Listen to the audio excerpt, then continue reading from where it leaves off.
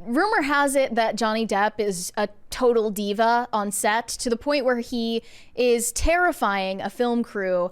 So his recent movie, Jean du Barry, was basically his comeback after the defamation trial with Amber Heard. And it was a big deal because people were questioning whether he was going to get his spot back in Hollywood again.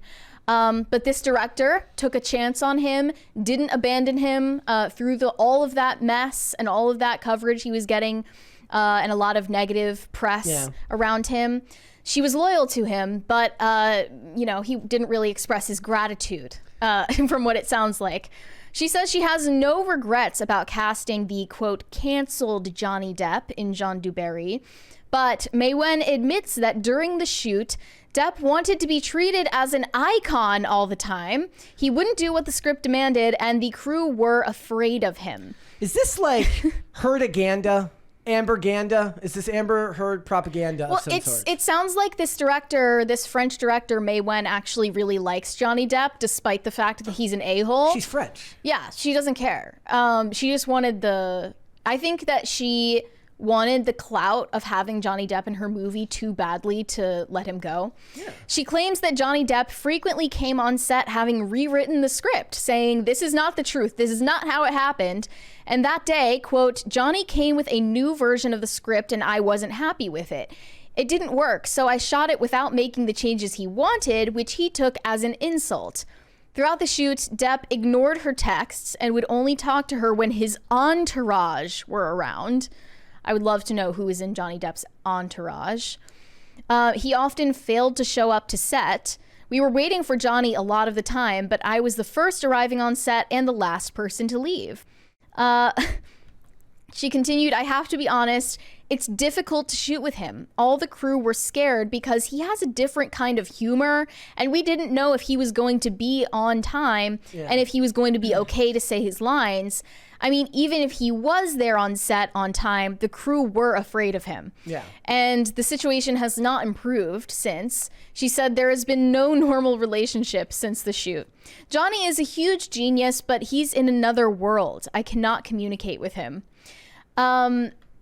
So this is interesting because I think it was only like last month we talked about this actress who said that Johnny Depp yelled at her and accosted her when she was a background actor. Lola Gladini. Yeah. She said that he was a major a-hole to her on a set when she was kind of a nobody. And I read that and I thought, if she wanted to make up a story about how Johnny Depp is a mean guy, wouldn't she have said it back in 2018, 2019, when people had, a negative idea of him in the public, like after Amber Heard defamed him and most people believed her because of Me Too. I believed it was credible, like the way that she told the story, because it wasn't flattering to her at all. And I think that you can believe Johnny Depp is at once innocent of Amber Heard's accusations against him and also is a stuck-up a-hole. Like, you can believe both of those things at the same time. Is that not okay? That doesn't make me think more or less of him, because that's just how I expect an actor of his status to be most of the time. Right. They don't live in the world that you or I lived in. One of the things I find interesting is I was reading an article like last Friday or Thursday where they're saying that he's looking to, like, he's going to still act, but he's going to be directing more because he's directing a project right more. Can't show up late when you're directing. You got to be the first person there. He'll have to learn that lesson the hard way. He loves day drinking and being a rock star, so that doesn't sound like a great work environment. In the chat, Deb says the sound man said it never happened. So perhaps so. I don't know, but this is the director and his co-star, because she also starred in the movie with him as his love interest. Yeah. So I feel like she's pretty familiar with him at this point, and she didn't exactly try to say any of this to make him look bad, because she's still sympathetic with him and is like, in regard to any of the accusations, I'm not going to talk about his personal life. We just did a movie together and I want to talk about the movie. Yeah. Right. So she seemed pretty fair to him. Mm-hmm. I just think, like, there was this YouTube short that I sent you back in 2022 when the defamation trial was still going on, and it kind of broke our brains because people were shipping Johnny Depp with his lawyer, Camille Vasquez, and finding all of these televised moments, clipping them together to make it seem like they were in love. And there was this one clip where he he moves her phone charger cable on the table because it was like tangled or something. And it was like with this swelling soundtrack, and the caption was like, he's such a gentleman, like crying emoji. And we were like, these people are actually delusional. Like, do you think that you know this person? Or you, I don't know. I think people just had this like cartoonish idea of both him and Amber Heard at the time that has persisted to this day, where you can't even accept that he's done anything wrong in his life. We just got a $20 super chat from Aaron P. He said, Mary, as a ghost girl, what is it like to possess to people, or is that like a demon thing? Also, Casper, is he like a dickhead or what? Have you met Casper? Never met Casper. And yes, possession is definitely a demon thing. I don't have any part in that. That's Devin Sawa, and like the dude. He's the same dude who played in the Stan music video from Eminem. Was in Casper. Oh, that's funny. I Yeah, didn't know that. same guy. Here's just another version of said thing. Is that the one? Not the same one. I couldn't find the same one, but I did find this one that's kind of in the same vein, where it's like, watch him. He pulls her chair out for her. Wow, what a gentleman. They're literally in love. Oh, she touched his arm. Grabbed his arm. Yep, she touched his arm. It's romance. Look, I'm not discounting the possibility that they had a little thing going on. She's married though. But right? I mean, if I were her husband, I would be like side-eyeing that for sure. But yeah, this director has some interesting takes on Me Too. And I just wanted to focus on those to show that she's not saying this to defame him or anything or make people hate Johnny Depp. Back in 2020, Mae Wen said of women interested in Me Too campaigns, quote, "These women don't like men. When I hear women complaining that men are only interested in their bottom, I tell them, enjoy it because it won't last." But now in this recent interview, she said, "I hated it when the French media said that because I cast Johnny, I was against the whole Me Too movement. This is complete BS. I've been directing films for 10 years now. I know it's tough for women. So this Me Too is a really important revolution. To say otherwise, to extrapolate and try to turn me against the Me Too campaign is a complete distortion and quite harmful. What she dislikes about discussions concerning Me Too is how quickly nuance disappears. Yep. Quote, "It's not black or white. There are so many nuances to the movement itself."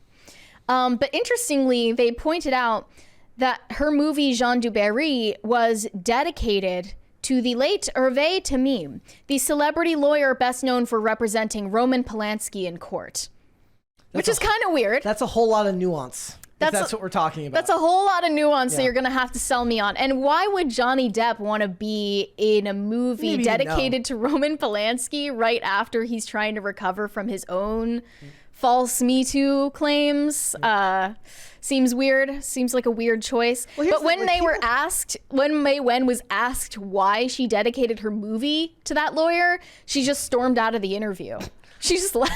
People are really saying she's lying. Now, look, I guess she could be lying about this, but it's not like she's making claims that are even in the same. They're not the same ballpark as saying that he was pervy with women on set. They're just saying he acted like a typical Hollywood A-list celebrity. Yeah, meaning he's like, I no green M&Ms in my dish.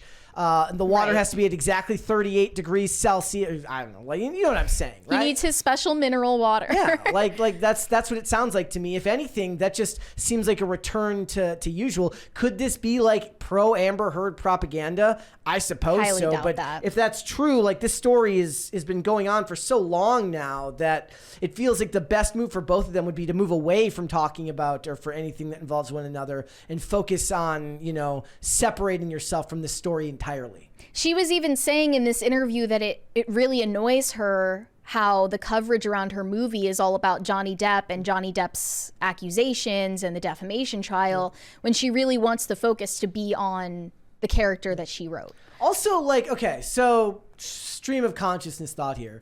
If she's lying, how does it benefit her to say this about him in the movie? Wouldn't it be better to make it about how he was a perfect gentleman and he treated everybody with nothing but kindness and respect, to bolster the audience of the clearly larger demographic of people who believe that, you know, he was 110% innocent? Yeah, since they began negotiations to put him in the movie until after its release, the public sentiment around Johnny Depp has completely flipped. So people don't want to hear anything bad about him.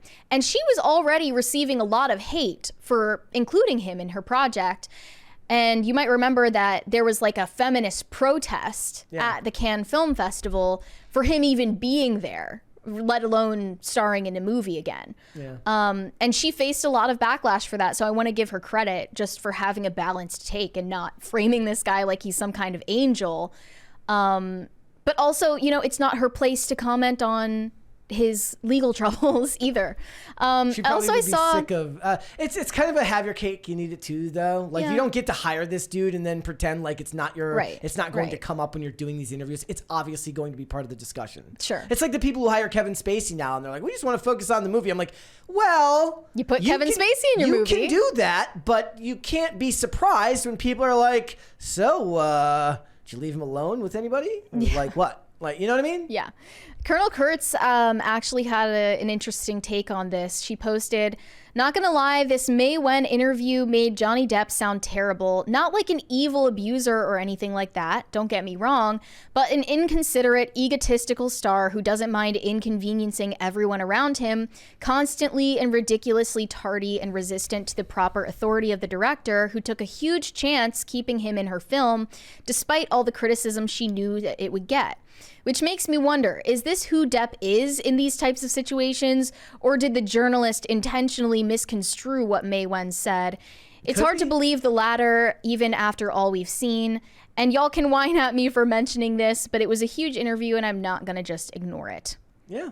We got another 20 from Alfred LaRock. He said, "Loved you on Megyn Kelly. She had a lot of high school guys watching Fox News in the mid-2000s. Would you ever consider doing PCC in Megyn Kelly costume, custom dress, and matching heels? Check the tapes, even Trump interview?" What? What's that last part about? Maybe she interviewed Trump. I don't know.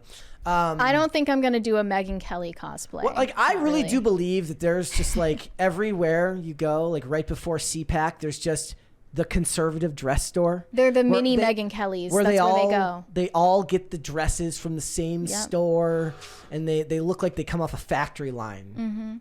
I kind of love it. Yeah, it's a vibe. Yeah, it's all the same blue or red sheath dress. Yep. But yeah, I mean, I think the balanced take on this sounds like Johnny Depp is kind of hard to work with, and also he's not an evil abuser. I think those are perfectly, that's the nuance we were searching for. And that's the exact nuance that May Wen was saying in that interview is lacking when we talk about Me Too.